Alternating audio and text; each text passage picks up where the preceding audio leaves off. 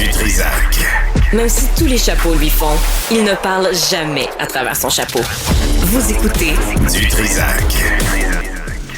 Bon, Donald Trump, on le sait, a recyclé le slogan électoral de Ronald Reagan dans les années 80, « Make America Great Again ». Maintenant, Trump va l'idée de l'initiative de défense stratégique, ce qu'on a appelé la guerre des étoiles, le Star Wars. Toujours dans les années... c'est un concept foireux de Reagan qui visait à construire un écran protecteur contre les attaques de missiles pour l'Amérique du Nord. Whatever happened to, on ne sait pas. Je vais poser la question à Éric Sauvé, qui est ancien officier des Forces armées canadiennes et consultant en sécurité et défense. Monsieur Sauvé, bonjour. Oui, bonjour à vous. Merci d'être avec nous. D'abord, y croyez-vous au Golden Dome, là, à ce recyclage de l'idée de Ronald Reagan? Oui, en fait, moi, je suis très sceptique par rapport à ça, parce que vous regardez les compagnies qui vont être embauchées pour ça, c'est des compagnies qui sont très, très proches de Trump. Je ne dis pas que c'est des mauvaises compagnies, comme on parle de SpaceX qui a envoyé 7000 satellites dans l'espace, on parle de Palantir qui fait la fusion d'informations. C'est des compagnies qui ont prouvé qu'ils sont capables de le faire. Mais ce qu'on voit, c'est que ça ressemble un peu à Trump qui donne un contrat à ses amis qui l'ont aidé à monter au pouvoir. Mais en promettant, en promettant la sécurité au Canada à Mark Carney, puis il dit ça va coûter 61 milliards, puis après la vie va être belle, à moins que vous deveniez le 51e État. Est-ce que c'est sérieux à vos yeux tout ça, là? Non, c'est pas sérieux à nos yeux, certainement. Je ne voudrais pas être dans la position de Carney parce que c'est difficile de dire non à un bully comme Donald Trump. D'un autre côté, 61 milliards. Écoutez, le budget annuel de défense, c'est de 30 milliards. C'est qu'est-ce qu'on fait? On met la clé dans la porte de la défense pendant quelques années pour se protéger. Ouais. Avec un dôme qui ne sera pas en opération en 2029, je vous le garantis, qui ne sera pas en opération avant au moins 10 ans, avec des technologies qui ne sont pas encore prêtes pour faire ça. Fait que c'est un gros gamble là, par rapport au gouvernement américain. Mais M. Sauvé, en même temps, là, on le sait, l'IDS de Ronald Reagan des années 80 promettait la même affaire, là, mettre à l'abri les États-Unis, le Canada contre une attaque soviétique à l'époque de la guerre froide. Mais tout ça, comment ça fait que les gens avalent encore cette couleuvre? Oui, ça donne un faux sentiment de sécurité. Hein? Puis quand Reagan l'a promis dans les années 80, le fameux Star Wars, c'était complètement irréaliste. Maintenant, évidemment, la technologie a évolué, ça peut être plus proche. Mais là, comprenez, ça protège seulement contre les missiles balistiques, les missiles de croisière. Là. Aujourd'hui, vous regardez en Ukraine, on a des drones, on a des avions de 5e génération, on a plein de choses pour lesquelles on ne sera pas protégé. Ouais. Fait que c'est encore donné un faux sentiment de sécurité avec une technologie qui n'est pas prête à faire ça encore aujourd'hui. Ouais, c'est intéressant ça parce que, M. Sauvé, là on parle de protéger l'espace aérien contre toute attaque, mais ce qu'on a vu, c'est deux avions, 4 avions qui ont semé la terreur en septembre 2001. C'est des attentats, c'est des camions béliers. On n'est pas dans la haute technologie pour attaquer l'Occident ou les États-Unis. Non, puis si je vous rappelle, il y a environ 1 an, on a eu les ballons chinois aussi. Je ne sais pas si vous vous rappelez un peu de ça, mais il y avait des ballons atmosphériques chinois qui pénétraient l'espace aérien. On avait de la misère à les détecter, on avait de la misère à les intercepter. Oui. Imaginez-vous des missiles intercontinentaux qui prennent 20 minutes, qui sont hypersoniques, qui font 25 fois la vitesse du son. Ouais. Imaginez essayer d'intercepter ça en plein vol. T'sais. Ça donne un faux sentiment de sécurité, puis la technologie, ça va prendre des décennies avant qu'elle soit là. Mais là, il y a une facture de 61 milliards de dollars, on ne sait pas si c'est canadien ou US, là, sur la table pour le Canada. Oui. Ça change la donne un peu à 30 de taux de change. Mais là, on dit qu'il manque à peu près 15 000 membres des Forces armées canadiennes. C'est quoi le choix que doit faire Mark Carney pour le bien du Canada? Oui, c'est certain qu'il faut recruter. J'ai écrit là-dessus dans la presse, justement. On manque 15 000 personnes. C'est très difficile pour la défense de fournir ce qu'ils doivent fournir en ce moment. Puis ça, on leur dit de dépenser quelques milliards pour un dôme qui ne sera pas en opération. Je veux dire, c'est certain qu'on ne peut pas embarquer là-dedans. Fait que le choix est assez facile. Maintenant, dire non à Trump, vous savez qu'est-ce que ça fait, hein? Vous savez que après ça, moi, Trump, je le compare à un joueur de poker qui a toutes les chips sur la table. Qui est capable d'aller all-in à chaque fois. Puis nous, on est le petit joueur à côté. Oui, puis le dealer triche. Celui qui passe les cartes triche, en plus. Effectivement. Fait que les dés sont pipés contre nous. Fait que ça va être une game politique de dire on n'embarque pas à 100%, on ne débarque pas à 100% non plus. Est-ce qu'on peut aider l'industrie canadienne de la défense? Moi, je suis au show en ce moment, c'est le gros show de l'année CANSEC à Ottawa. C'est toute l'industrie canadienne de la défense, de la sécurité. Il y a bien des compagnies qui voudraient recevoir des contrats aussi pour des choses comme ça, pour développer leur technologie. Fait que pourquoi est-ce qu'on aurait donné 61 milliards à des compagnies américaines quand on peut développer des compagnies canadiennes ici qui seraient prêtes à aider, à assister à des projets comme ça? Bon, ben, allons-y, M. Sauvé, le CANSEC, là, je lisais Canadian Association of Defense and Security Industries Exhibition and Conference. C'est vraiment là, un gros colloque pour l'armement. Je ne savais pas que le Canada jouait un rôle pour l'armement sur l'espace international. Oui, on parle d'armement, mais on parle aussi de logiciels de détection, d'intégration des données.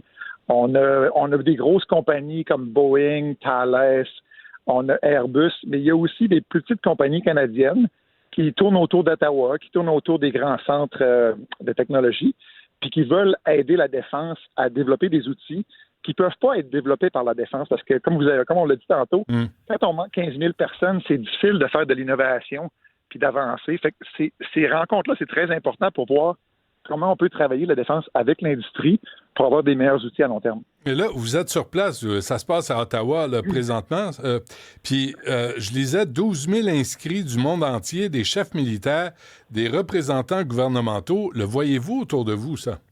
Oui, je le vois très bien. Ah oui? en fait, je suis sorti à l'extérieur pour être plus tranquille, mais il y a aussi des protestataires en passant à chaque année. Hein. Il y a un groupe de protestataires, des gens qui sont anti-armés, des gens. Tu sais, on s'est fait crier après en rentrant, je me suis fait crier après pour moi, mais même des gens en uniforme, ce qui est un peu décevant. Ouais. Mais qu'est-ce qu'il disait, qu'est-ce qu'il criait comme insulte? Ah, écoutez, la personne en avant de moi a essayé d'argumenter avec des protestataires, puis il n'y avait aucune écoute. Tout ce qu'il répondait, c'est shame, c'est honte à vous, dans le fond. Ah oui. J'ai comme dit à mon collègue, j'ai dit, écoute, oublie ça, ils veulent pas écouter.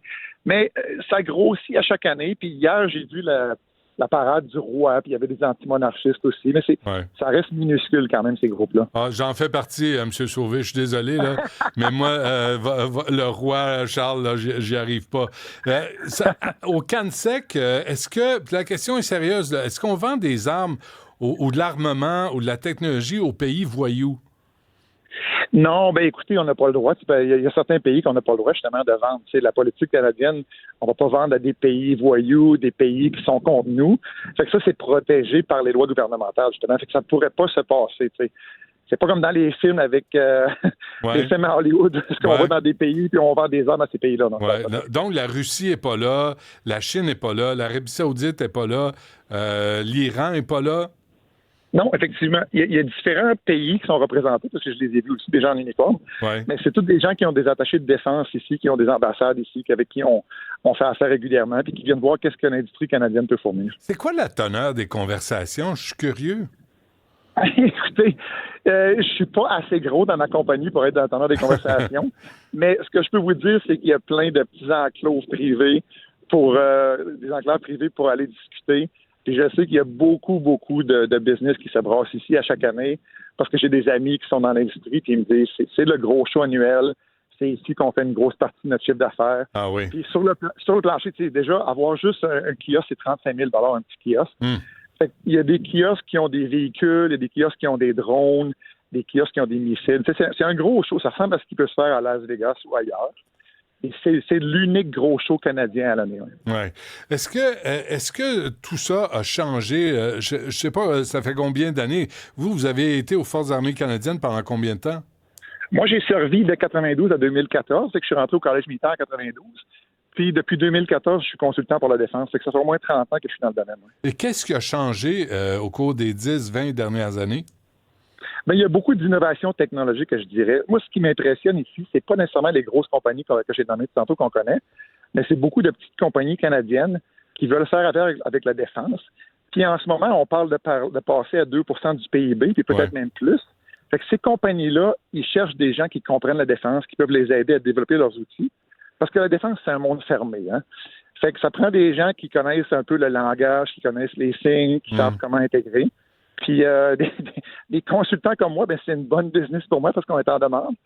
Mais c'est parce que, justement, ça fait 30 ans que je suis là-dedans, puis mes amis qui sont encore dans les forces sont haut gradés. Fait que, évidemment, je viens ici pour du réseautage. Ouais, je comprends. Mais moi, disons que je suis fournisseur, M. Sauvé, là, et j'entends un pays comme le Canada dire on va augmenter le ratio au PIB là, pour l'investissement militaire. Je suis désolé, mais je ne vais pas baisser mes prix. Là. Non, ils vont pas baisser les prix certainement, mais il faut qu'ils comprennent comment s'intégrer et c'est quoi les besoins. Parce que des projets capitaux, des projets de 10 millions et plus, ça prend au moins 7 à 8 ans à livrer finalement. C'est pour ça que si on revient un peu à l'initiative de défense de Dôme, 3 ans, c'est impossible. D'un point de vue gouvernemental, c'est impossible. Un projet de 500 milliards, de façon réaliste, ça va prendre au moins 10 ans. Ouais. Fait que ces compagnies-là, ils veulent savoir c'est quoi les besoins aujourd'hui pour se positionner plus tard pour avoir les technologies pour subvenir aux besoins. Oui. Et c'est aussi, je lisais qu'au Canada, la stratégie nationale de construction navale, là, on parle de 21 000 emplois à travers le pays, mais là, on veut construire des navires de patrouille en mer. Il y a l'Arctique qu'il faut défendre, il y a des destroyers. Ça dépasse l'armement bête de tanks et de missiles. Oui. Ah oui, certainement. Comme je vous dis, venez pas ici pour voir des armes puis des missiles. Venez ici pour voir la technologie qui supporte ça, la technologie de communication, la technologie d'information, des choses très spécialisées dans l'intelligence artificielle, etc. Fait que c'est vraiment ça qui se passe ici, plus que... Tu sais, c'est pas comme j'ai dit, c'est pas Hollywood, là, où on va vous vendre des bazookas, là, si vous essayez Il n'y a pas de champ de tir à l'arrière, là, pour aller s'amuser, là. Mais en même temps, c'est un gouffre sans fond, l'armement militaire, parce qu'il est obsolète rapidement. Il y a des fois, on ne l'utilise même pas, selon les alliances. Est-ce que c'est pas aussi une façon d'aller puiser dans les fonds publics pour des grandes compagnies qui font énormément d'argent avec peu de reddition de comptes? Je vous dirais que c'est plutôt un mal nécessaire, comprenez-vous? On a investi dans les pompiers, mais on veut pas qu'il y ait de feu. Hein. Mais quand les pompiers sortent, on veut qu'il y ait le meilleur équipement. Fait que c'est la même chose. Moi, quand je me suis déployé en Afghanistan en 2007-2008, je voulais être à jour, je voulais avoir le meilleur équipement. Puis en ce moment, je veux que ceux qui vont se déployer aient la meilleure chose. Ils ne soient pas obligés d'apprendre à la dure quand ils se déploient. C'est normal qu'on investit constamment, puis ces compagnies sont toujours à l'avant, en train de développer de nouvelles technologies pour dire on va faire mieux la prochaine fois. Ouais. Dernière question quiz, Éric Sauvé. Avec 61 milliards, là, au lieu de donner ça à Trump, on pourrait faire énormément avec ce montant-là pour les Forces armées canadiennes. On pourrait faire énormément pour l'aviation, l'armée de terre, pour la marine, pour les forces spéciales. Il y a plein de choses qui se développent. Évidemment, je suis certain que Carney n'aurait pas donné un chèque de 61 milliards comme ça. Ouais. Mais si on prenait une fraction de ça, on pourrait investir pour mieux équiper nos troupes, pour qu'ils soient interopérables au niveau de l'OTAN, pour qu'ils puissent travailler avec les alliés, parce que c'est important d'être au même pied d'égalité que les alliés pour travailler avec eux. Alors, c'est une piste de réponse pour Mark Carney. Donald Trump va dire, garde-le ton dôme, je vais garder mon 61 milliards, mais je vais l'investir dans les forces armées, puis tu vas voir que tu n'auras pas besoin de venir nous défendre, on va se défendre nous-mêmes. Exactement. On va essayer de monter jusqu'à 2 peut-être plus, pour dire on contribue comme les autres alliés de l'OTAN. Ouais. Donc, on n'est plus celui qui retarde tout le monde au niveau de la défense. Ouais. Vous m'avez dit que c'est 30 milliards le budget? 30,6 milliards pour le ministère de la Défense avec les Forces armées, c'est 125 000 personnes employées annuellement. OK. Fait que si on grimpe ça à 40 milliards, quand même énorme, là, 10 milliards de plus, on reste dans les chiffres, on reste dans les budgets, puis on s'évite d'être pris en otage par les États-Unis. Oui, tout à fait. Sauf qu'on ne peut pas tricoter 10 000 militaires comme ça du jour au lendemain. Non, il faut commencer le recrutement aujourd'hui pour avoir des gens qui sont prêts dans 3-4 ans. Pourquoi les gens n'embarquent pas? Pourquoi le recrutement est difficile? Parce que j'ai vu la générale Carignan dire presque, on va prendre n'importe qui ouvre la porte là, dans les Forces armées canadiennes. On va abaisser nos standards pour accepter des gens. Moi, je suis pas certain qu'ils ont parlé d'abaisser les standards, mais ce qui arrive, ce que j'ai écrit dans les derniers mois là-dessus, c'est que le processus est un peu compliqué et pas à la fine pointe de la technologie. Des gens qui veulent rentrer, ils se font dire, ben là, attends un peu, on va te revenir. Ouais. Des jeunes, moi, j'ai trois adolescents à la maison. Ils vont pas attendre 6 mois là, s'ils ont des offres ailleurs. Là. Ouais. Il faut vraiment être plus agile pour rentrer les gens plus vite, puis les entraîner, parce que ça, c'est l'autre goulot d'étranglement. Ouais, Si on rentre les gens puis on les laisse sur une base perdue pendant 1 an, pas s'entraîner, ils vont commencer à regarder ailleurs. Mais ils vont pas commencer à prendre du monde pas capable d'attacher leurs souliers parce qu'ils sont pas en forme pour les envoyer dans l'armée. Non, parce que c'est rendu tellement spécialisé, les domaines militaires, qu'on n'a pas besoin de chair à canon comme des années 1800. C'est pas ça qu'on recherche. Bon, ça a l'air que ça a changé, le monde. Éric Sauvé, ancien officier des Forces armées canadiennes, consultant en sécurité et défense. Merci, M. Sauvé. À la prochaine. Merci à vous. Au revoir. À la prochaine.